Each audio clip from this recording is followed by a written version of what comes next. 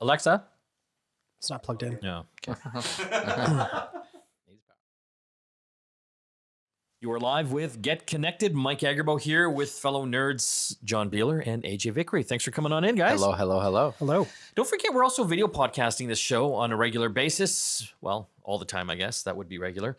You can check us out via video at getconnectedmedia.com. You know, I only watch the show now on video. Oh, you don't listen to it anymore? I mean, I listen while I watch. Okay, you need to do both. You need to do both. I need all the ratings I can get here. Okay, so what are we talking about on today's program, being the cool tech show that we are? We will be talking about Google Homes and Alexa devices. Why? Well, apparently some industrious hackers have shown a way to use laser pointers to actually activate them to unlock smart locks and open your garage door. Not your voice, a laser.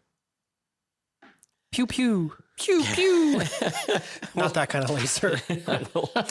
We will be talking about how that's done and should you be freaked out. Stay tuned. We'll also be talking about cryptocurrency. Another exchange has gone silent here in British Columbia. I know a lot of people that do have things like Bitcoin, and they're freaking out as well. Like, where do you change the money? Where do you store it? And, we've seen a few of these exchanges get hacked, gone silent. One here in BC as well. The owner died with his password and all the money. So we'll be talking about that and what you can do to protect yourself. And Apple released a whole bunch of new privacy announcements. I know privacy doesn't sound that exciting, but if you look in the news, every single day there's some issue with a tech company with a data breach, giving out all of our private information, whether that's our credit card numbers, our birth dates, our social security numbers. It's out there. Well, Apple is trying to eradicate that, and we'll explain how that is all working. Let's talk about some of the tech news now. This was interesting, guys. Airbnb has promised to verify all 7 million listings after a Vice report exposes a number of scams. So Airbnb, I use it all the time when I'm traveling. As do I. Yeah, because it's cheaper and much more variety, but there's apparently a lot of scams going on. Yeah. So one of the scams is that you will book a nice place. The photos look great. The price is right. The location, all that sounds good. Except for when you get there, magically it's not available and there's a problem. And the host tries to get you into another property instead that's not quite up to the same level of spec or worth, something you would never have agreed to in the first place. But you're there. Right. You gotta do something. And your kids need to go to bed and what are you going to do? So this bait and switch sort of scam is sort of one of the big problems. And I've had a few friends actually got scammed this way when they were traveling, and you're in a different country or a different state or city. What do you have to do? Well, one of the things that Airbnb is going to do is they're actually going to set up a number where anybody, whether you're a neighbor at one of those party houses, which is another one of the problems that they have, where a host gets hosed because their house gets destroyed because someone has a party and then they just disappear. There's going to have a 1-800 number where 24/7, anyone, not even Airbnb customers, can call and make complaints or try to get some resolution from a human being. So I got to ask, so I've stayed in a number of Airbnbs and, the accuracy, it's pretty good. I mean, the photos are always better online than what it looks like when you get there. But I can't help but think, if I got bait and switched a house or an apartment, I would contact Airbnb right away and say, hey, I want my money back. Well, but the problem is there is no person you can just call, right? Oh, so it's difficult to complain. Right. And so you're dealing with the app and you're going back and forth with messaging. And, again, what if it's like a long weekend or something like that where it may be harder to get somebody? So they've promised to re-verify and also make a real human available at all times to help address this stuff. I have an interesting story just connecting to that. A good friend of mine that I play hockey with, Todd Skeen, had been one day opened up his curtains, and he's got a young child at home, and across the place on one of the balconies there's this like scantily clad kind of party going on. Well, The Verge did a story on this and sort of like published it, and he sent some of the photos that he took with his phone, and once they raised some publicity over it, the next day the listing was off the Airbnb. So it was like a bunch of half-naked people partying at this place? And he wasn't invited. Well, he was just worried about like what was happening in the public view. Yeah. And his kids, these young children that he's raising that are, got plain view into it. So was it an Airbnb? It was an Airbnb. I'm not getting invited to these parties. We keep booking the wrong Airbnbs. Let's talk about a conversation, AJ, you and I had recently. There's so many different tech items out there, and they're all kind of following into what I call ecosystems. An ecosystem would be like, for example, if you're an Android user and you're kind of in the Google universe, or if you're an iPhone user, you're in the Apple iOS universe. Well, when it comes to things like home automation, that kind of stuff is happening as well. And you bought a little while ago a bunch of smart light switches. Yeah, and this is something I think we're going to see in the news probably all week because I bought these switches. They were called Insignia, Which is Best Buy's house brand. It's the app is called Insignia Connect, and they have a lot of different things. They have a smart freezer. They have What do you have a smart freezer for? Check it out. It's cold. It's really cold in there. That's a really good question. I didn't buy that one, but they got light switches that you mount inside your light panel. So, electrician came over, put in the light switches, all that kind of stuff. They've got the plugs that, go on the outside of your plugs so that you can control things and all that sort of stuff. So the other day, it was like November 1st and all my switches that were in the Insignia one stopped working. So I didn't have... What? Yeah, it stopped working. Like everything stopped working. My kitchen lights didn't work. My bedroom lights didn't work. None of that stuff was going. So I'm like, what the heck? So I go into the app, right? And as soon as I launch the app, it says, important notice. On November 6, 2019, this app and the Insignia products that use it will no longer be available. Lots of warning there. Yeah. Oh my God. Yeah. They must have refreshed the server or something because all my products got knocked out. So, and then it says, if you have an Insignia Connect product, you might be eligible for a Best Buy gift card. Oh, come on. Yeah. Come on. Yeah. So then they basically list this website that you go to. And if you have all the serial numbers for those items. So did you keep all the boxes? No, of course not. No. So you know where else you can find the serial number on smart light switches? Yeah. On the back of them. Yeah. Which you've got installed into your wall. Exactly. So I don't you've want to got electrocute myself trying to get the So serial you've got to number. uninstall a light switch to get the serial number. Yeah, thankfully, Graham, who is in our office, had a keen idea. He's like, hey, go into your app and see, because you can still log into the app. So go into the app and see if you can find those devices and pull up the information on them. And I could actually pull those serial numbers. So I managed to get all the products, put all the serial numbers in, submit it through this process. And I got this friendly email back that said, in 14 days, we will let you know. Oh, come on. Whether or not you this stuff qualify through? For a $5 gift card? Yeah. You're going to get, can I tell you, you're going to get like a $10 gift card. Yeah, I mean, like, How much should you spend on those? well, if you think about those light switches are usually about $20 a light switch Yeah. and the plugs, you know what I mean? Oh, They have that's not various bad. prices. Okay, So it's not, but it's the hassle, right? Like how much was the electrician I hired to come in and put them all in? Yeah, You because know. you're not doing it because like Yeah. you and I would electrocute ourselves. It's not exactly I'll do it for- recommended that A lot less. for a green carpet. for the gift card. Yeah. Anyway, it's just a really interesting experience because to your point, Mike, it brings this up. Like, well, what happens when you buy these smart technologies and the companies that are behind them actually cease to exist anymore? And they are the services does run on a cloud-based software program. Well, it's not like Best Buy is a small company going out of business either, right? No. Like, Yeah, they're just dropping that product line, but they're trying to differentiate themselves from Insignia Connect and Best Buy. yeah. Or distance themselves from that. Yeah. So that's what I tell people now. If you're looking to these smart products, you got to go with. I think you have to go with the name, like an Amazon or a Google or an Apple, or you might get screwed in a few years if that company just can't make it anymore. Yeah, I'm interested to see because I was able to go in and this is actually kind of interesting too because if I reset, I unplugged one thing from the wall and plugged it back in and it actually reset it. So because it's not November 6th yet, so I was like, why is this not working? So the problem is how do you reset a light switch? I had to go to my breaker box, reset the breaker box, and actually like do that. So I've got it all back up and working through Google Home. Now I get to see what happens on November 6th, which is like tomorrow or whatever. Turn your lights on and off. Yeah. Oh my God. Yeah. But I mean, there's so many products. Like I have a few cheap Chinese switches that I can use with an app. Luckily, they're just kind of plug-in ones. Yeah. And so I can unplug them easily. But I wonder, like the K-Smart app, like next year, is that still going to be working? Yeah.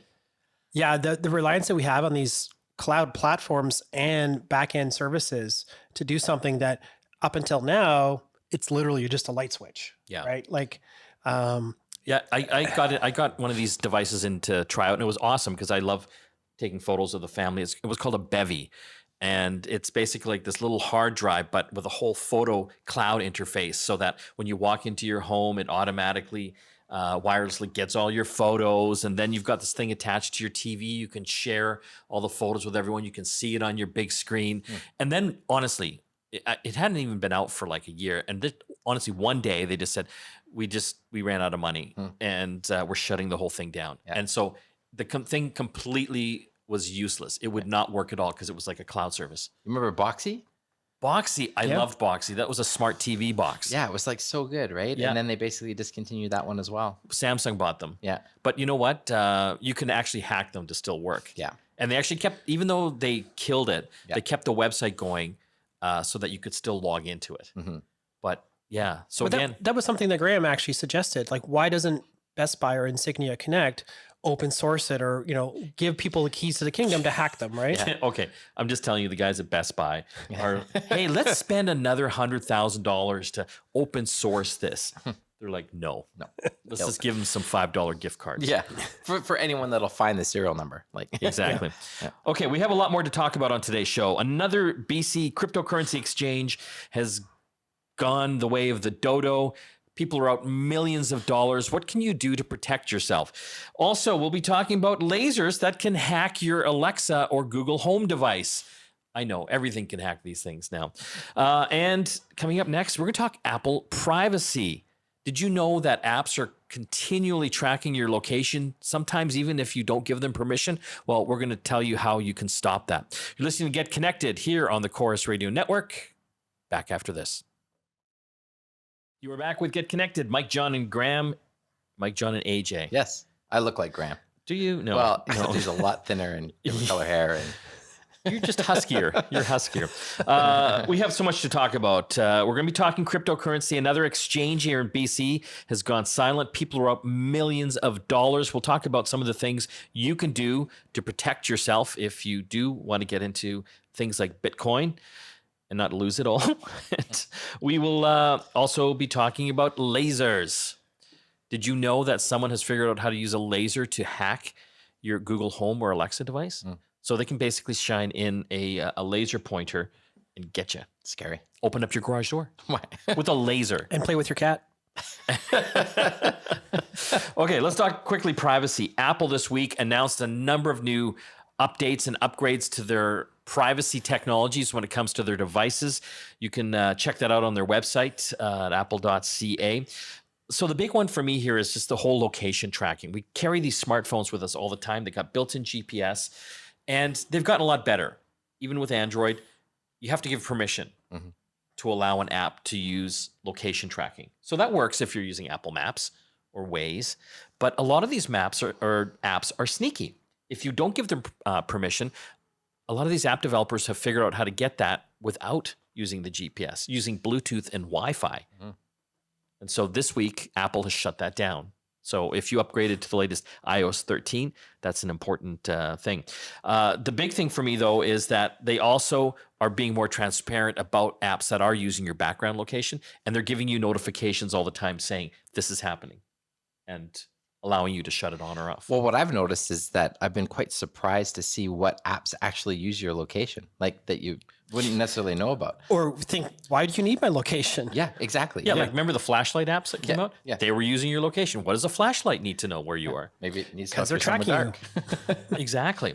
Well, I think this is a big business opportunity for Apple because I think we're all so frustrated with how a lot of these tech companies like the Googles and Facebooks have really played fast and loose with our private information and used it to shove more and more ads down our throats. So I think, Apple trying to lock this down makes it a little more appealing, I think, for some folks out there. Yeah, I think a lot of people really do have concerns over the security and the information, and that trade-off for customized ads isn't really the trade-off they're looking for.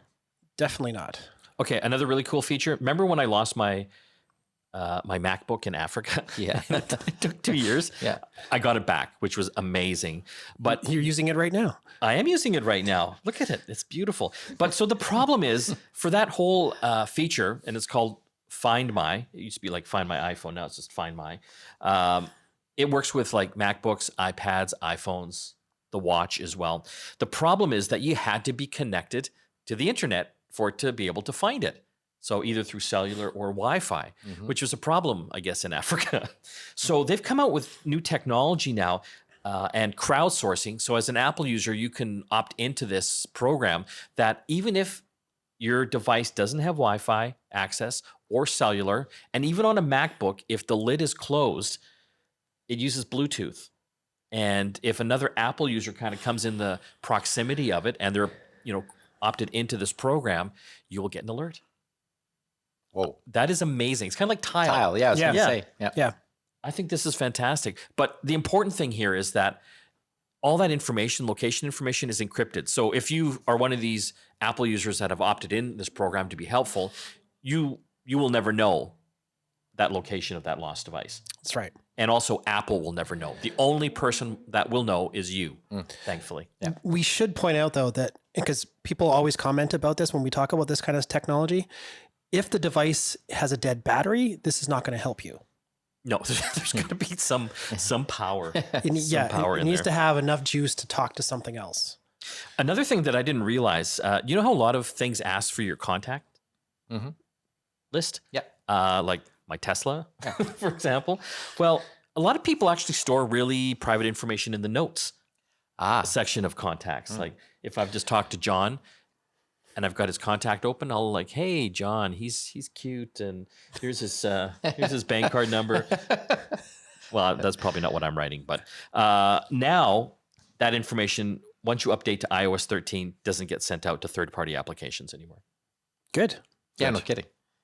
Okay, we're going to have to take a break. When we come back, we got Graham coming in to talk about cryptocurrency. Another exchange here in BC, here in Canada, has gone silent. People are out millions of dollars. What can you do to protect yourself? Back after this. You are back with Get Connected. Mike Agerbo here in studio. We've got John Biehler here with me, and Graham Williams is joining us as well. Still lots to talk about on today's program. We'll have our Alexa skill of the week at the end of the program, and on the next segment, we'll be talking about your Google Home and Alexa and how lasers could potentially hack them and unlock your garage door. Pew, pew. Pew, pew. Let's talk cryptocurrency now. I brought Graham Williams in because he knows a lot about cryptocurrency. He owns Bitcoin, among others. A BC cryptocurrency exchange recently, this week, shut its doors, owing more than $16 million to customers. The BC Securities Commission is investigating. People are out truckloads of money. I think it was called the Einstein Exchange, and there was another one as well that there were some issues with. This seems to keep happening again and again. And Graham, we've talked about Bitcoin and cryptocurrencies. I know people are still kind of confused about them, but then there's these exchanges. Can you explain in layman's terms what these exchanges do? For sure. So when we talk about cryptocurrency, the core of most cryptocurrency technologies is blockchain. Right? And blockchain really, really simply explained is like you've got a ledger book, right? When people used to keep books for their business, it used to be done on paper. That was your ledger book. Well, blockchain is a distributed ledger. So basically a copy of the ledger is passed on to a bunch of different people, everybody in the chain. And as soon as you want to make a change. So everyone? Yeah. Okay. As soon as you want to make a change, it has to be verified throughout the chain. It's what we call a distributed ledger, and basically makes these things very secure for processing transactions. Because everyone's got a copy. Because everyone's got one, right? So as a cryptocurrency holder, you typically want to keep your own cryptocurrency in a wallet that you control. These wallets are software. You can have them on your phone. You can have them on your computer.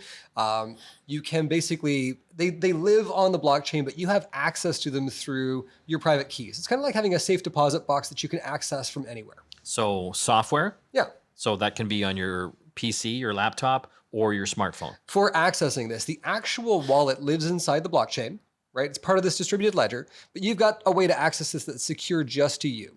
Now, exchanges, basically, they kind of act like a go-between between you and your cryptocurrencies. And the real world. Yeah, and so they're a great way for you to be able to exchange your cryptocurrency for regular currency, for fiat, right? The Canadian dollar, the US dollar, that kind of thing.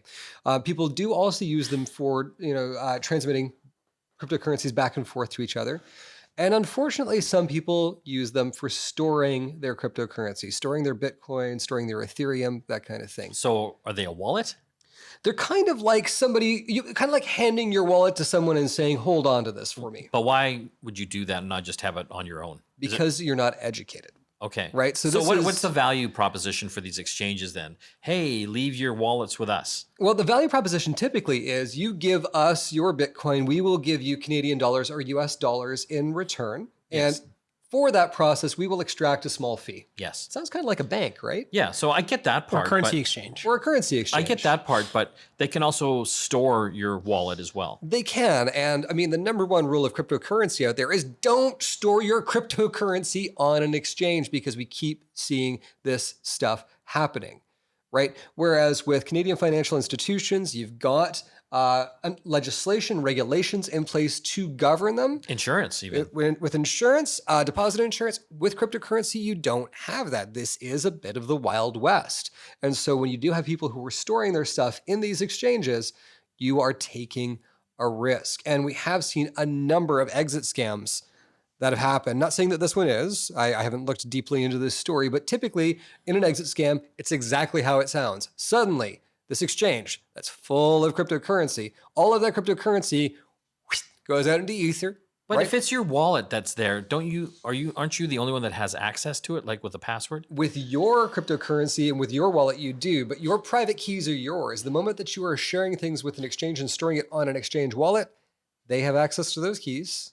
And so they can do what they want with that cryptocurrency. And you can't get into that exchange remotely if they're not there anymore. This sounds like a really bad idea, right?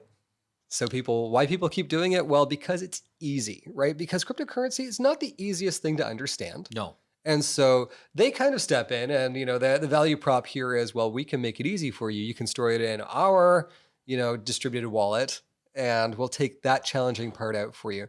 When really, I would say the vast majority of people, if they spent a couple of days figuring out and understanding this technology, Or finding someone that knows cryptocurrency. You must have a friend somewhere. precisely, Yeah. then Some weird guy. then you're in control of your own destiny. I am Named that Graham. weird guy for a lot of people. Yeah, no, if your friend is pasty white, lives in his mom's basement, he probably knows a lot about cryptocurrency.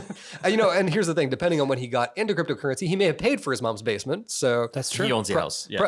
props to you there. Exactly. But and that's the thing, like my cryptocurrencies, I store on a Ledger wallet, which is a hardware piece, but I also have the paper backups to that wallet. So if that hardware piece ever gets stolen. What do you mean paper backup? So paper backup, basically there are keys and they're, in my case, 24 words that give me access to my wallet from anywhere in the world. So if that Ledger piece, that hardware piece goes missing, I can basically retrieve my Bitcoin into another wallet, transfer them out, and then that hardware piece is useless. So when you're talking about a piece of paper, you've actually got a piece of paper with all the words written down. I do indeed.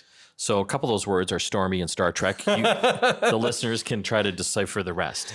And the nice thing is, with these complex passwords, your wallet is very secure, right?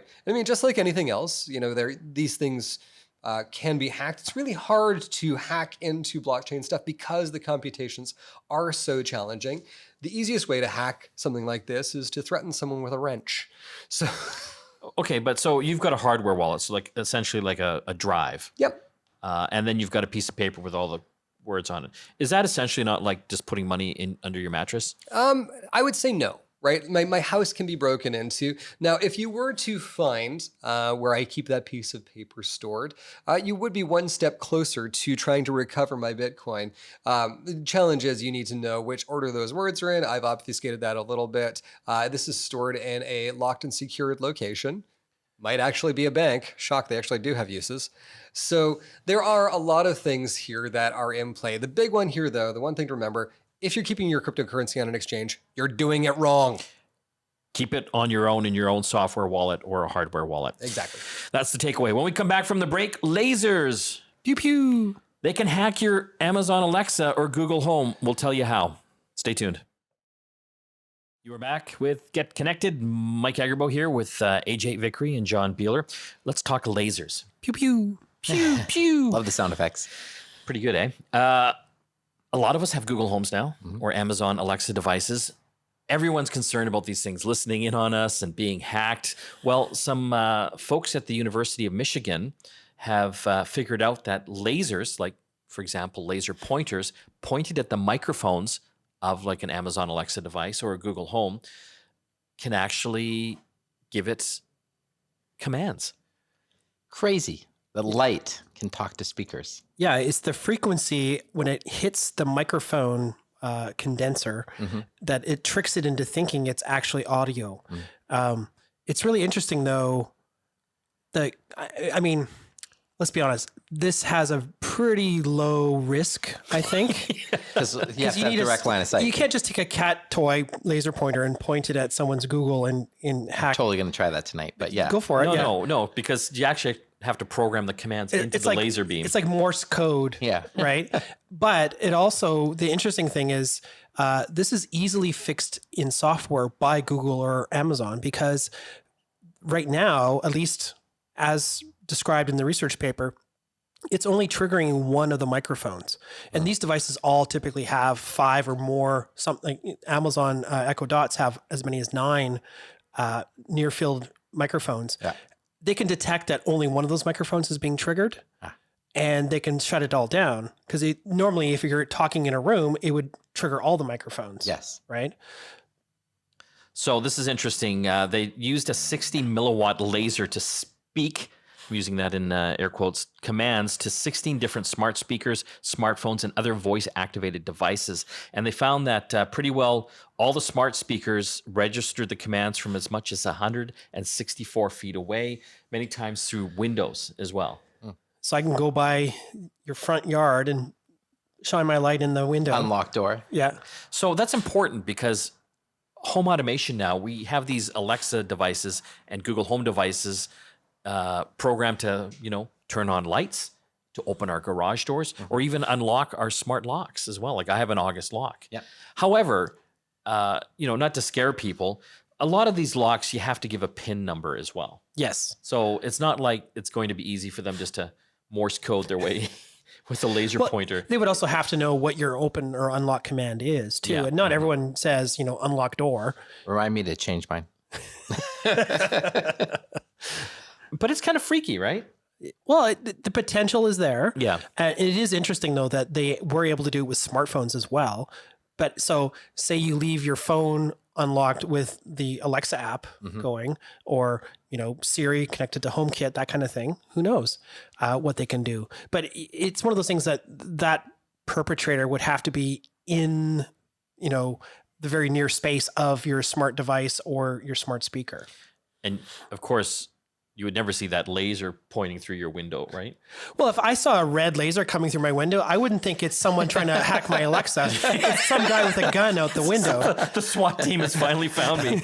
Yeah. I feel like James Bond movies are going to change forever now. The next one, Oh yeah, you just know James Bond is going to use a laser pointer to access the smart door lock to get into someone's house. Exactly. I love that. It kind of reminds me of a story back, I think it was like 2001-ish, 2002. This was when there still were the personal digital assistants, like the Palm Pilot. Well, Sony came out with one called the Clie. Oh, yes. Do you remember that? Yes. It was so cool, and I'll tell you why. Because it had a little camera built into it. You'd never seen little tiny cameras built into these little portable devices before. Were the pictures great? No, they were awful. But a big feature, too, was that it had an IR transmitter on it. And that was fantastic in bars because you could have this little app. And I remember going to these sports bars and, having a pint with buddies and then changing the TVs like from sports to like the Young and Restless or the Home and Garden channel. So you're at the bar during the day.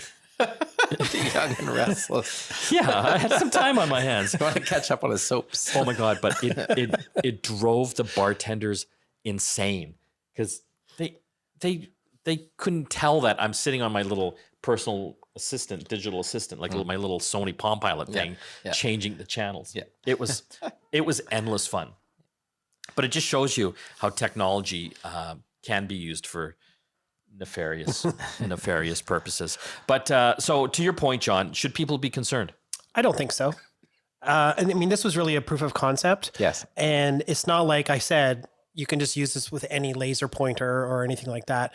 It does need to have the ability to do it in a certain way, a certain frequency, that type of thing. And you're not walking around with a 60-watt laser, to play with your cat. That's a pretty big machine. Yeah, and very So- specific. Yeah. Yeah. So, yeah. But the fact that it's there might open up some other Pandora's boxes of other people trying maybe the cat pointer. Well, and I mean, I think this is what it comes down to is we're at a time now where technology is once again really kind of changing in our household. Yeah. Like all these smart devices, like, I mean, everything from toothbrushes. I mean, we talk about it all the time, but everything is getting smart. And so with that smartness, how does that change in terms of privacy? Well, someone's already got it on Amazon, a little smart speaker laser shield. Yeah.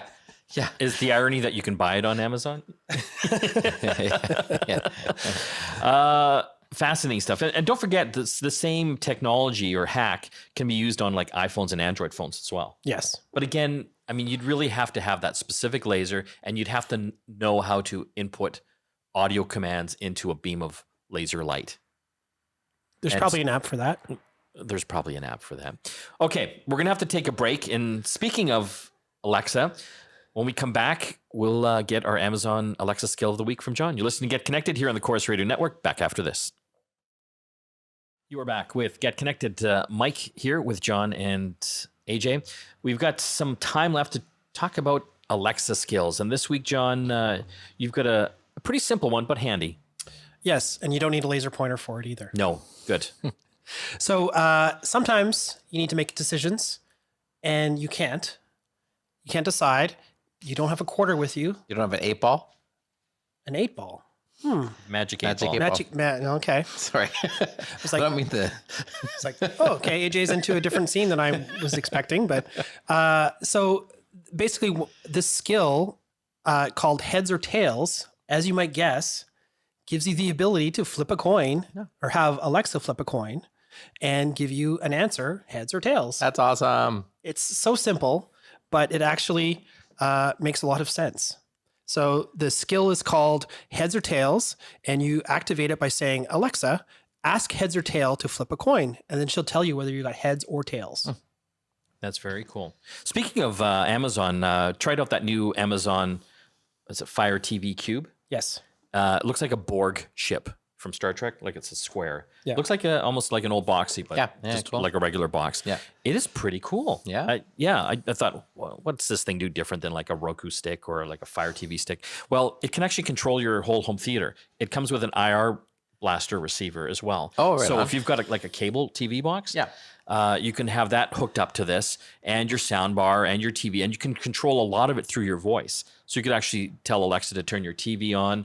I want to watch, a certain show on Netflix as well. Well, I think that's the key point, though, is that it integrates with your existing infrastructure. So your cable box, you actually get your live TV feeds and you control it all through the One display. interface. So yeah, one interface for your TV. And it's also a pretty powerful device as far as the streaming and stuff like that goes. You're not going to have any buffering issues and any of that kind of stuff. It is a bit of a premium box, but it's not, I think it's a fantastic way of consuming that type of content. And especially with all these streaming services now available on all platforms, you can really go all in on one and have access to everything still. Yeah, so this one is also good for 4K TVs with HDR as well. So you're going to get the full resolution. But I like the one interface thing because, for a lot of people, when you have all these different things hooked up to your cable box, these different streaming devices, it gets really confusing to switch all the input sources. Like I think of my parents and God help them. Like, Well, you have a coffee table full of remotes. yeah. Well, and even if you go with a smart remote like the Harmony, which I think is great, it's still using the remote to switch all those things. Yeah. And it doesn't, like, sometimes it gets out of sync and like, it's 90%, right? yeah, it's 90%. And that's not good enough for me for that kind of stuff because well, that especially if your 10%. parents have it. Like, Oh, yeah. Yeah. God help you. You're on the phone with them. Yeah, your IT. Press off. Press off. And inevitably, it doesn't work your phone support, so you have to go Yes. and actually mess around with a stupid remote control. Okay, that's all the time we have left. Don't forget to tune into the app show every Sunday here on Global News Radio, CKNW 980. We've got a fantastic show tomorrow. We're going to be talking with the folks over at Plex, a great app to control all of your content from home videos to videos from TV shows and movies, music, all the lyrics so you can sing along, and automatic photo downloading from your devices when you walk in your house. Whoa. It's like spooky magic. Don't forget to hit our website, getconnectedmedia.com. We've got all of our videos up there, including the video podcast of this program. We'll see you again next time.